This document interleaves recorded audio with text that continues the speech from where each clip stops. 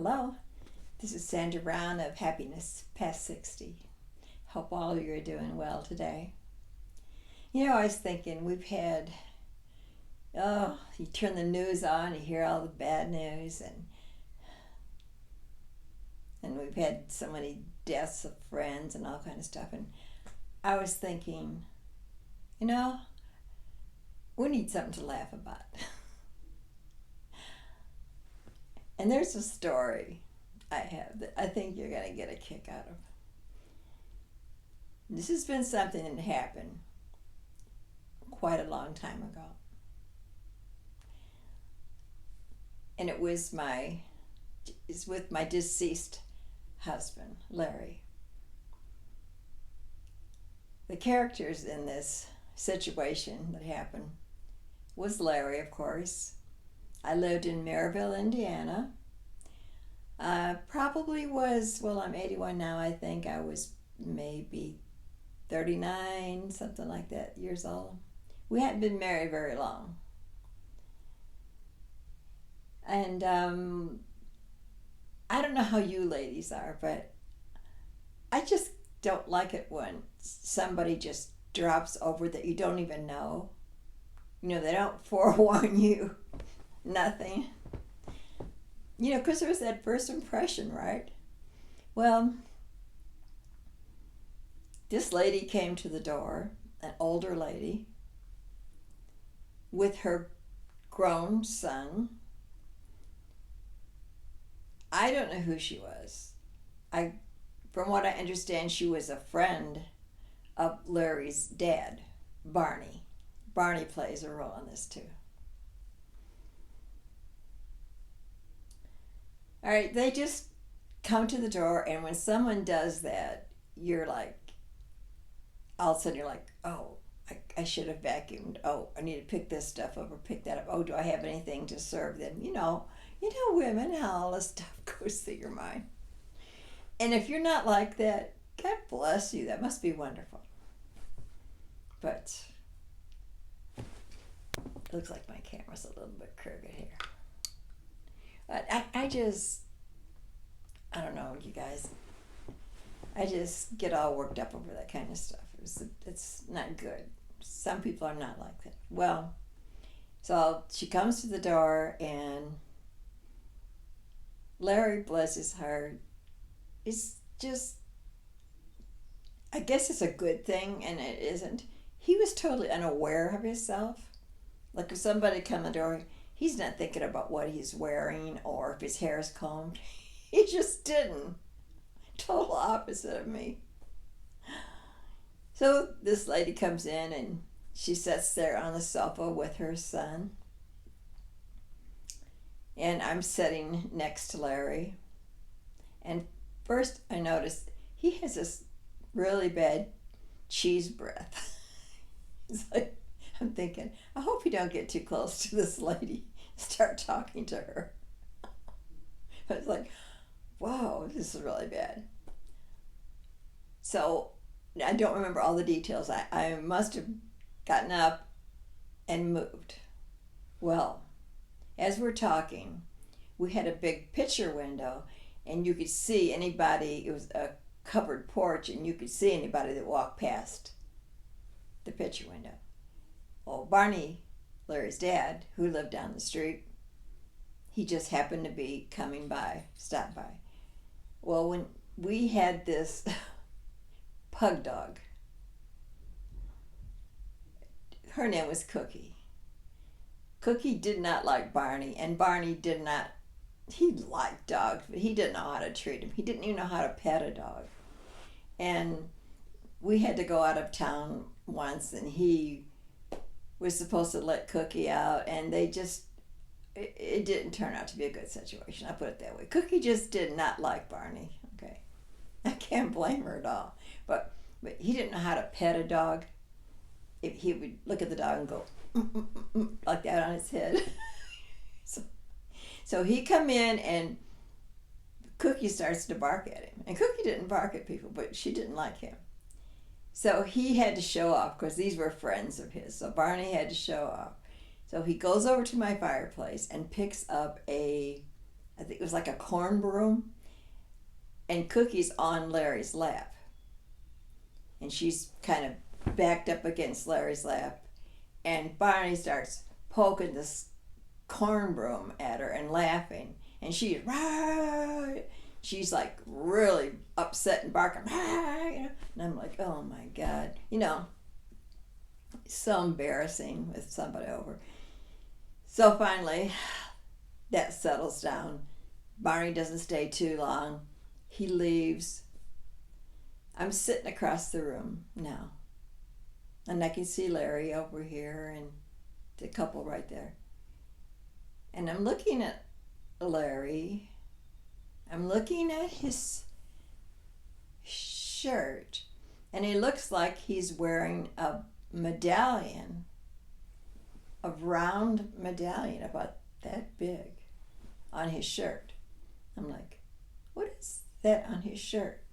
And then all of a sudden my mind goes, oh no. The dog was backed up against his chest, barking really hard. She's probably scared. She's upset because of Barney. Is that dog poop smashed on his shirt? And he's sitting there talking to these people. What am I going to say? Excuse me, honey, is that dog poop on your shirt? If he stands up, it might fall off right on the floor in front of him. I can't think of any way to get out of this. And I got to think fast.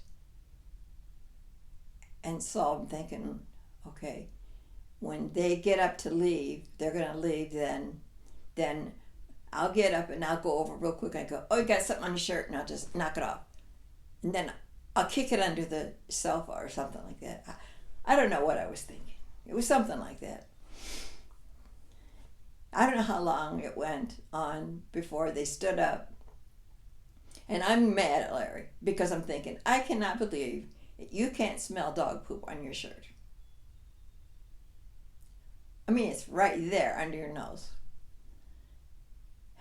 So I'm going through all this excruciating thoughts and thinking about how to get out of this situation. And he just is oblivious, just talking to him like nothing. So, sure enough, they get up. They're going to leave. I get up and I go, oh, you got something on your shirt. And I go like that to knock it off. Because on my right. Yeah, my right hand. And to knock it off. And then he goes, what? And then they all go, what? Well, guess what? It didn't fall off his shirt. It's stuck on my finger now. So I put my hand behind my back so that no one can see it. And I'm thinking, oh, and they're talking and they're like wanting to hug you and everything. And I thought, oh my gosh, what am I going to do? And I went over to the desk, which was by the front door, and there was an envelope. And so I picked the envelope up and had it, over that dog poop on my finger. And they're trying to hug me, and I'm like, oh, I don't want them to smell it, and I'm like holding it out behind my back. Finally, they're walking out. It's evening now, it's dark. And then when I picked up the envelope, Larry said, oh, what are you doing with that? Because it's dark, and I go, oh, I'm going to mail this letter. And they're like, because they all believe that. So I walked out with them, holding the envelope behind my back, and trying to, like I say, keep it out as far as I could. So they all start getting in the van. It took forever, people to say goodbye. It takes a long time when you get this on your finger and you just want to get it off. And so finally we go into the house. I'm trying to act nonchalant, and I run to the bathroom and I go over the toilet and I go, oh! And then I'm washing my hand off, and he's coming in there, and he goes, what's wrong? And I go, I can't believe you.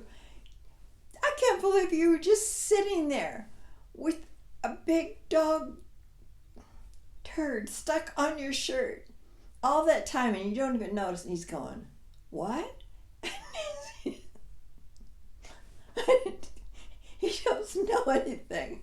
And I'm like, had been going through all this agony all this time. So, I don't know when I ever seen that lady again. I think it was years later. We had moved. And I just had to find out. And I told her the story then. I told her because we were getting to know each other better. And she was laughing. She goes, I never seen anything. I didn't know anything. So I just went through all of this, my own little private agony. And that, folks, is my story. And I'll put a few pictures up, too. I'll try to put them in there of Barney and Larry and the pug dog. Okay, I hope you enjoyed that. Love all of you. Bye-bye now.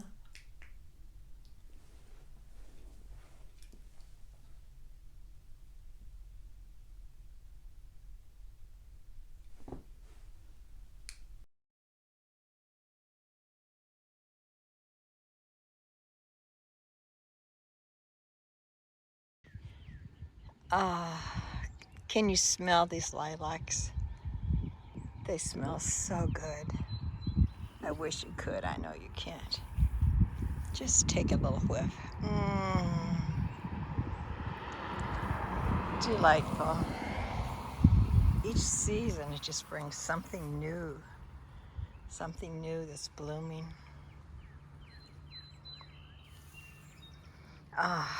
Delightful.